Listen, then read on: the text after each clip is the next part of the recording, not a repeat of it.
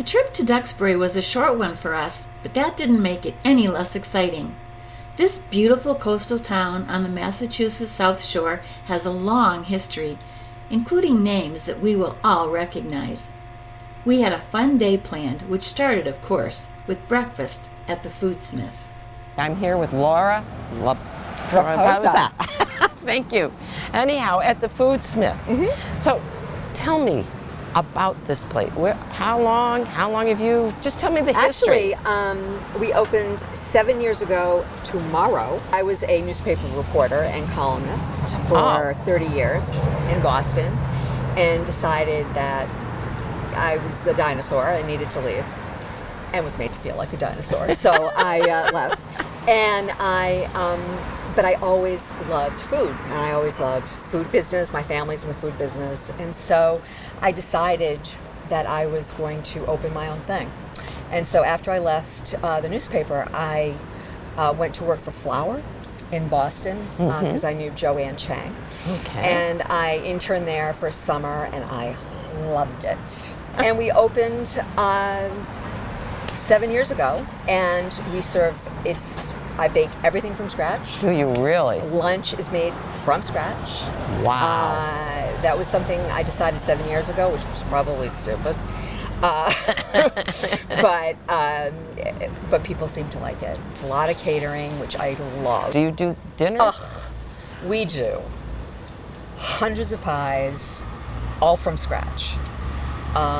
For Thanksgiving, Christmas, we do cakes, we do all sorts of things. Quiche, that seems to be a big seller. So it sounds like you change your menu? Every day it changes. Really? I bake what I want to bake. I do take requests.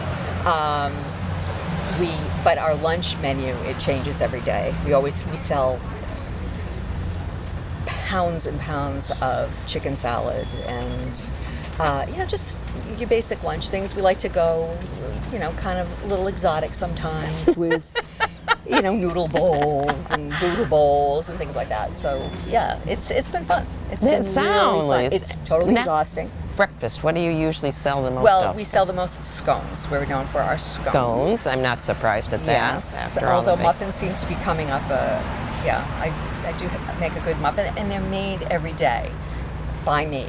Wow. What about your husband? Is he a cook? No, God no.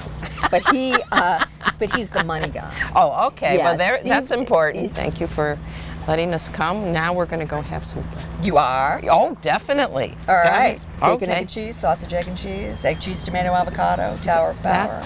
The Tower of Power interests me. Tower of Power. I think it's good. It's very powerful. Okay. Very good. Good. I love your play on words. Thank you. Thank you. We're here with Carolyn Ravenscroft in Duxbury at is this the Mayflower Cemetery? This is the Miles Standish Cemetery for our old burial ground. Okay, so tell us about the history of Duxbury. Sure. So Duxbury has a long and rich history. So it was founded by many of the early folks that came on the Mayflower and the subsequent ships to Plymouth Colony. And as early as 1627, those folks started moving out of where we would consider Plymouth Plantation down on Main Street in Plymouth, and got land grants coming up the shoreline. And so by 1630, there were already folks living here. John and Priscilla Alden, Miles Standish, and others like George Soule. And then in 1637, they asked to be broken off from Plymouth and form their own town with their own meeting house and their own minister. And so that is the year of foundation for Duxbury. And then we continue to grow, but we're mostly agricultural with some small shipbuilding. But then after the American Revolution, where America was poised to start trading with its own merchant vessels around the world, Duxbury became one of the largest shipbuilding areas in the new country. And so we built here almost 1,000 ships, some of the largest merchant traders built at that time, from about the American Revolution till about mid-1840s. And then after that, that industry moved up to Boston, East Boston, took a lot of our talent and a lot of our shipbuilders and carpenters and sea captains. And we entered into a time of economic decline until, lo and behold, in the about 1870s, this became kind of like a playground for the wealthy of Boston, Brookline, Newton, and large summer homes started to be built here. The yacht club was formed, the golf club, the golf links were created, and that really resurrected the economy here in Duxbury, and some of the remnants you'll see of that particular period is the building of the Duxbury Bridge going out to the beach, and again the yacht club, and some of the beautiful homes you'll see on Powder Point are from that turn of the last century era. And then we kind of continued on as a summer community until the 1960s when the highway was built, and then that grew our population to be not only a small winter population with a larger summer population, but a growing community year-round. And that's where we are today. And there's an Alden house. Is that actually where John and Priscilla Alden lived? No. So John and Priscilla Alden, when they came to this community early on in the 1620s, they built a much more modest house on their 100-acre farm. Their farm extended from Alden Street, where the house is today that you visit, all the way down to the Bluefish River. It was the later generation, 2 generations later, I believe, built the house that stands today. Okay. So his great-grandchildren. Well, his grandson. I believe it was his grandson, but I don't want to step on Alden toes there. The Alden house can tell you better exactly. For many, many years, it was dated as a 17th century house. It has subsequently been moved forward in time into the early 1700s. Okay. Yeah. If you lived in Duxbury and you died in Duxbury, you are likely here. John and Priscilla Alden, for example, have memorial stones because their stones no longer exist.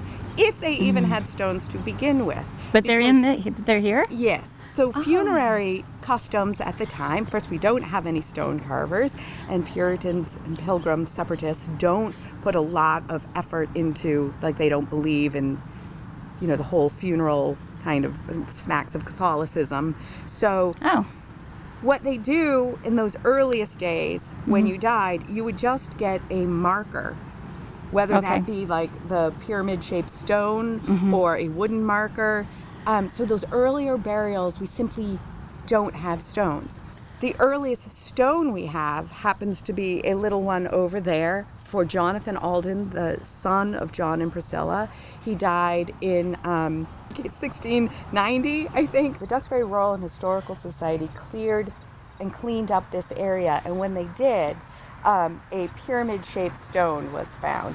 In early burials, that's before there were stonemasons to cut stones. They were just merely pyramid-shaped stones. And so a stone was found there. Thank you. Thank you. All right. We found the Art Complex Museum and walked around the grounds, admiring the fun sculptural art. The center houses the collection of the Carl A. Weyerhaeuser family. The museum's website describes it as a collection of contemporary artists along with the Carl A. Weyerhaeuser Reference Library of over 5,000 publications. The founders had a vision to share their family's many interests with the community. No. If you look at the sleeves. Yep. Bathing beauty.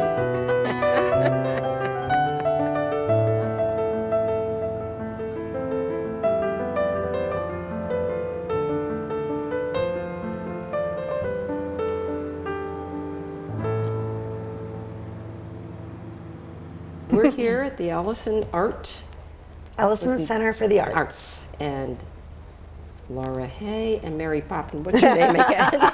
Sorry. Catherine Piazza. Okay. So tell us how this all started to exist. How did it exist? So the Ellison Center for the Arts has been here in Duxbury. We actually just celebrated our 25th anniversary. Okay. And it is the home of South Shore Conservatory, we have our other campus up in Hingham, and the Duxbury Art Association, who provide the amazing artwork you see on the walls. And it was started because a group of really passionate community members knew that we needed to support the arts here in Duxbury. And it's home for everything from Music Together, which Catherine is one of our Music Together teachers, to our ballet students. Catherine is co-chair of our dance department. Private lessons. My son takes drums downstairs. Oh, really? Piano, voice, you name it, we play it. And also wonderful performances in our hall. So you have all the arts here. We have a lot of them. Yes, yes. And you have classes? Yes. We have a beautiful studio right around the corner, beautiful facility. We teach ballet, lyrical, progressing ballet technique, contemporary, adult classes. Yeah, Wow. lots of dancing. That's for the dance, and we have a jazz rock pop program. We have strings, piano, and we teach students as young as little babies in Music Together, all the way up through adults. And we do a lot of work in collaboration with folks like the Duxbury Senior Center as well. This is the Duxbury Art Association member show, correct? And this has been up all summer. The shows change quarterly.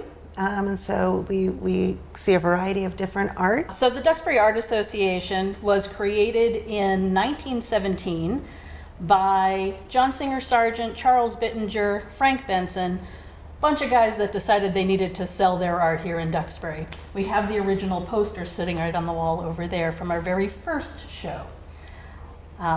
So we're still going strong over 100 years later. Do you teach classes? We do.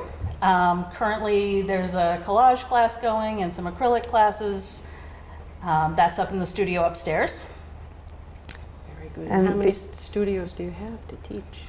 DAA has one. Duxbury Art Association has one. The rest of it is the South The Shore rest of it is us. Conservatory. Oh, wow. I will say the Duxbury Art Association is a little more unique than we are in that they are completely volunteer driven.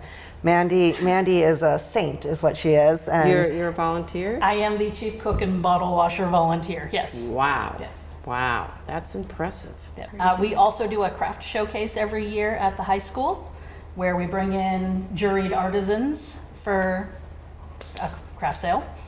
excellent Christmas buying Nice. opportunity. Oh, gotta get that date. I get a lot of Christmas presents at that Yeah, show. that sounds interesting. The Duxbury Community Collaborative, Mandy and the DAA are also part of that. It's a new group that's formed.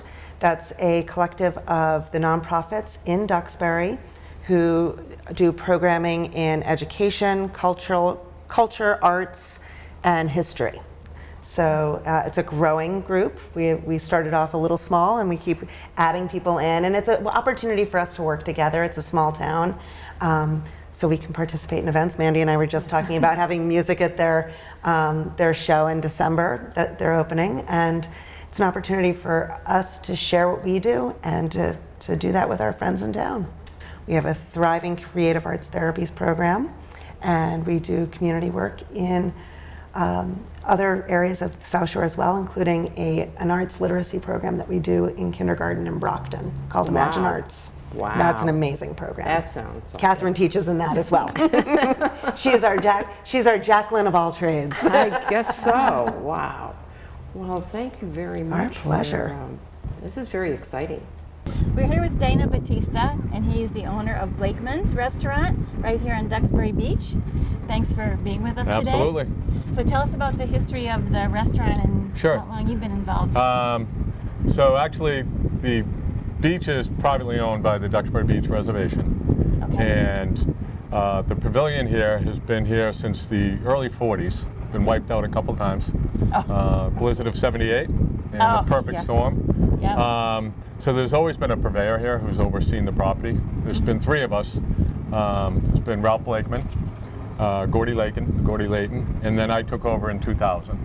Okay. And then in 2000, when we took it over, there was no restaurant here at all. It was just a snack bar out front.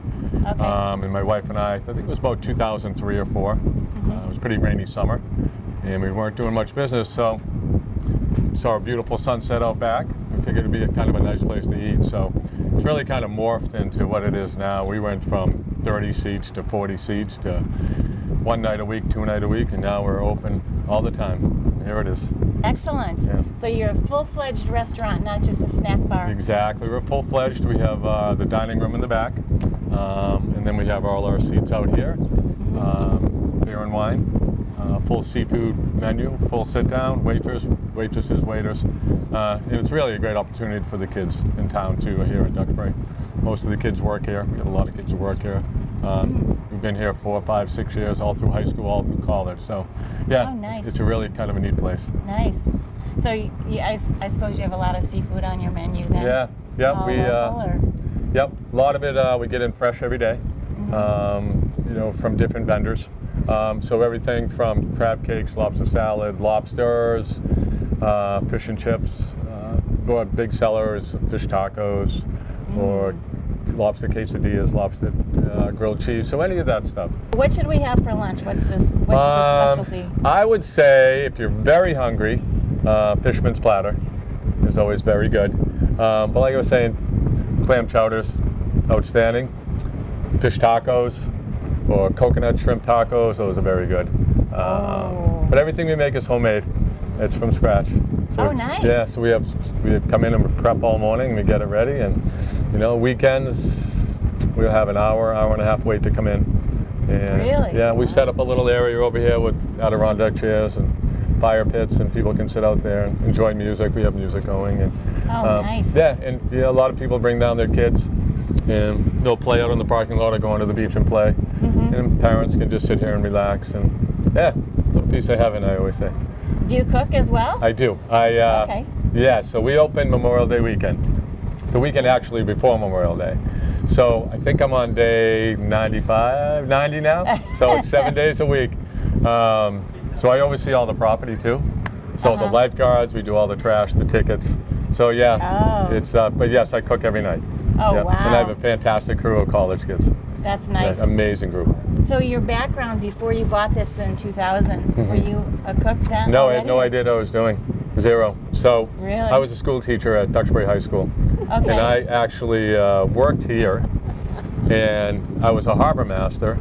So I was teaching at the school, and one of my teachers, Gordy Layton, was running this. And I came and worked for him for one summer, and then he gave it up. So I had no background in culinary at all, zero.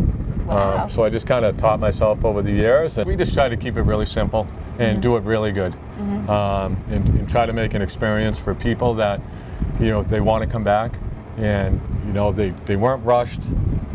Everything was good. They got a good meal, and they got to relax. Obviously being down here in Duxbury, a lot of people commuting into Boston, into the city. You get home at 5:30, 6 o'clock. It just gives them a place to escape. Come out here. Yeah. Exactly. Yeah. Just more decorations. We pick up stuff every year. So there's so much stuff around here now. It's all over the place. Yeah. Excellent. Well, it's a great place. Yeah. It's adorable. Yeah, it's awesome. Really cool place. Well, thank you, Dana. Awesome. And I can't wait to try the food. Great. Dynamite. How are the fries? You gotta have some. Let me see that. Look how they're That curled. is a fry. How do they do that? I don't know. They're awesome, aren't they? Aren't They're they? called our harbor fries.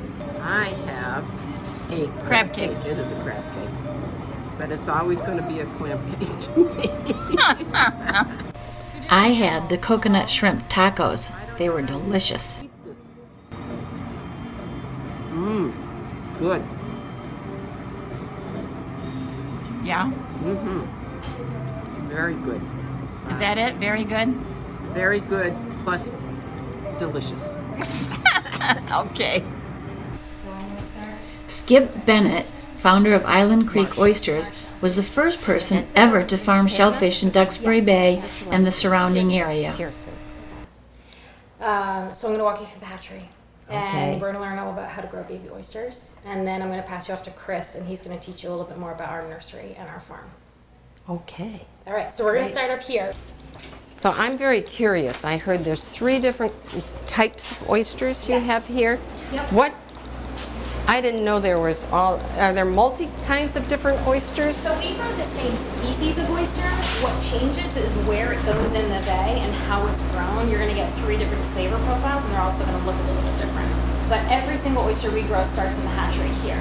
They are grown right in this facility. They go right out to Duxbury Bay for 2 years, and then we eat them. I don't eat them. So you're on camera. So the top floor of this facility is where we grow all the microalgae, feed all of the little babies. Without the algae, we wouldn't have any babies. Without the babies, there's no point in having algae. So this is food. Every day, try to feed between 3 and 5 species a day. So in this room, we have about 10 or 12 species. So when we go from a small flask to a big flask, when that one's ready, it can move into this room here. When they're ready, it means when they're full grown. So these two are actually a good example of this one. This jug was made yesterday. This one is back from the 16th. So this one is darker just because it sat there longer, it's grown more, it's darker. And they grow through photosynthesis. What is the season? That's a good question. So we are running in the hatchery from January through July. Oh. So right now, we spent the first 6 months of the year growing all the babies, putting them out in the bay. Now Chris is actually handling most of the babies in the nursery, and then they will eventually get planted in the fall. In the fall. Yep. And then it'll take about another year or year and a half for them to grow to their harvestable size. But that'll happen out in the bay, so the bay does a lot of work for us. Here are the larger tubes of algae that we saw in the hatchery. The rest of this is kind of how the oysters are harvested out on the farm. Chris will talk about trays when he's out there. He's referring to these kind of like lobster wire literal trays. And is that what I'm looking at Yep, here? exactly. So this is a drone shot of just before low tide, the water's dropping down. Those are all the rows of trays. Wow. And the oysters are grown in there. This is Skip Bennett out on one of our farms dealing with some of the little babies. Wow. But we have a crew that goes out there every day at low tide. There's Skip again walking amongst the trays to check on the babies, harvest the babies. I call them babies the whole way through, but to harvest the oysters. And then eventually, once they harvest them, they'll bring them to their workstation, which we call the oysterplex, and they will organize them by size. These are 10-day-old surf clam larvae. Wow. Which basically they look the same as oysters. Most shellfish have the same life cycle. What changes is how long they live in the larval stage, how long they live in these tanks. So how long will they live in these tanks? These will live in the tanks for about 3 weeks. Oysters are a little bit quicker. They're more like 2 weeks. But they are all swimming around in there. They propel themselves around looking for food. So this tank has a little bit of a cloudiness to it. That is some of the algae that we saw upstairs. Okay. And then that bucket right there is actually getting ready. They will get automatically fed tonight at 9 o'clock, and they'll get their dinner. So Chris? the next step after the hatchery, they getting all their food and stuff in there, and then out here is their first taste of the real ocean water. So these guys are actually clams. So we're getting more into our clams lately. That's what I hear. But yeah, if you want to see some. So these guys were spawned this year. So we got some baby clams there. Look at the little babies. Can you see those? There's actually 11 million baby clams in these upwellers right now. That's 11? Wow. Yeah. So the quarters will go into what we call a 3/16 mesh bag. So that's 3/16 of an inch. Okay. 4/16 would be a quarter, so it's a little bit smaller. So that just helps to make sure that if they hadn't get wedged a weird way, they wouldn't fall through. And so that's the smallest guys that we're putting out into the actual bay. And so we have a nursery system that's all the way past around the corner over there, past the bridge. So that's down in the river. So we call that the back river. And there they have floating cages. So that's one of the only types of grow systems that we do that's floating on the surface. And so that's where the highest concentration of the phytoplankton is, which is their favorite kind of food. So they sit right up in that high concentrated phytoplankton and they just munch away. And we have something we call the magic mud. So they get pretty covered in mud, as you can see, but we think that it really helps help them grow pretty fast. So that's what they look like when they're coming right out of the bags in the river. Pretty covered in mud. They sure are. Yeah. So this is Bubba, our hardest working employee. And we'll take the oysters and just kind of toss them in like that. And as it spins, they get tumbled around and they start to fall through the holes. So the smallest ones will fall through that first hole, and then the bigger ones the next hole, and the ones that we really want are coming all the way out the end. And then they're getting that nice clean wash, so they'll turn out at the end all nice and pretty. tell us all about the Raw Bar. So we opened it, my colleague Jess and I, in the summer of 2018. We opened this little patio with a food truck, and it was just within the ropes over there now, and over the years it's grown in popularity and become a destination and a favorite spot for Duxbury locals to come and eat oysters and have a cold drink and enjoy this beautiful view. I can see why. Yeah. Do you just serve the oysters that you grow here? We do. We serve 3 out of the 4 varieties of oysters that Island Creek farmers grow. So the original Island Creek oyster, the Row 34, and the Aunt Dottie. Beautiful. Yes, that now is what's pretty. this? That is our cocktail sauce. And this? And that is a mignonette. So that's going to be white wine, vinegar, shallots. Oh. It's a traditional French oyster accompaniment. Okay. Cheers. Cheers. Don't be afraid. Little taste of the sea. Not bad at all. Not bad at all. Not Love it. very salty. Okay, yeah. A little sand, I think. Actually, not bad at all. Nice. Not bad Happy at day. all. A new oyster lover. Well, thank you so much, Tim. My pleasure. Thank you for coming. Thank you. All right. Yep. You know, since we're right here, tree in the middle of the porch.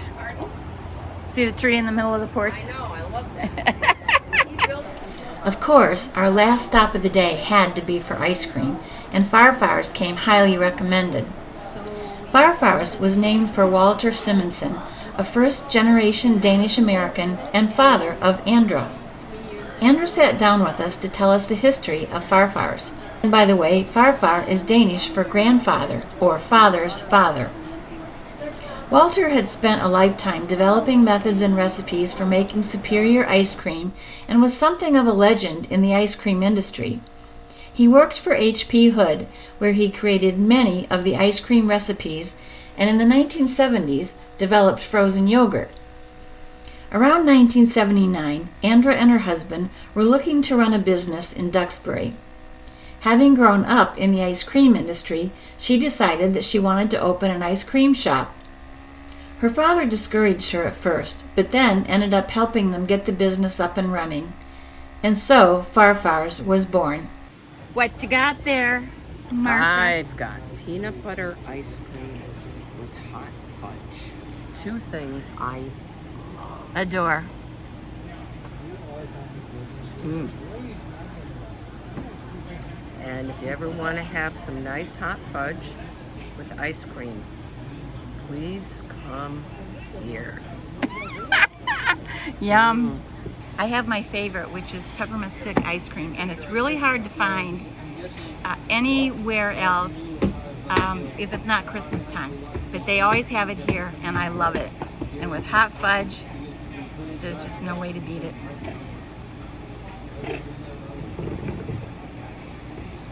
That is so good. So refreshing, creamy. You just can't beat it. Dinner. Okay, enjoy. The famous Dragon of Duxbury.